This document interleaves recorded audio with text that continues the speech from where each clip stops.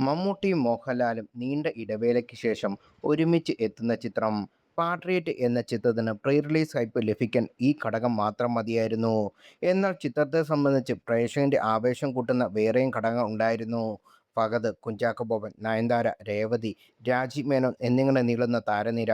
ഒപ്പം take ഓഫും മാലിക്കും see you സൂണും ഒരുക്കിയ മഹേഷ് നാരായണൻ എന്ന സംവിധായകനും.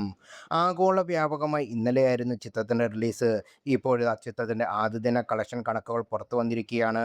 മോഹൻലാലും മമ്മൂട്ടിയും ഒന്നിച്ചെത്തുന്ന ചിത്രം എന്നതുകൊണ്ട് തന്നെ പ്രേക്ഷകരുടെ പ്രതീക്ഷാഭാരം പേറിയെത്തിയ ചിത്രമാണ് പാട്രിയറ്റ്.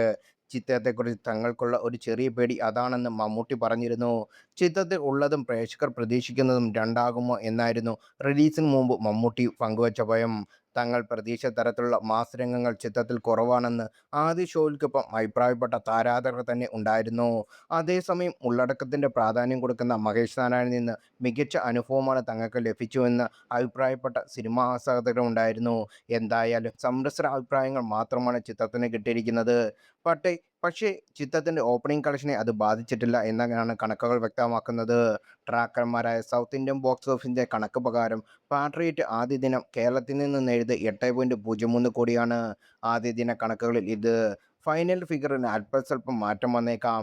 കേരള ബോക്സ് ഓഫീസിൽ ഒരു മലയാള ചിത്രം നേടുന്ന ഏറ്റവും മികച്ച രണ്ടാമത്തെ കളക്ഷനാണ് പാട്രിയറ്റ് നേടിയത്.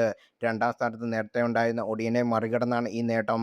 7.25 കോടിയായിരുന്നു ഒടിയന്റെ കേരള ഓപ്പണിംഗ്. അതേസമയം കേരളത്തിൽ ഒരു മലയാള ചിത്രത്തിനുള്ള റെക്കോർഡ് ഓപ്പണിംഗിന് എമ്പുരാനാണ്. 14.07 കോടിയാണ് ചിത്രത്തിൽ ആദ്യ ദിനം കേരളത്തിൽ നിന്ന് നേടിയത്.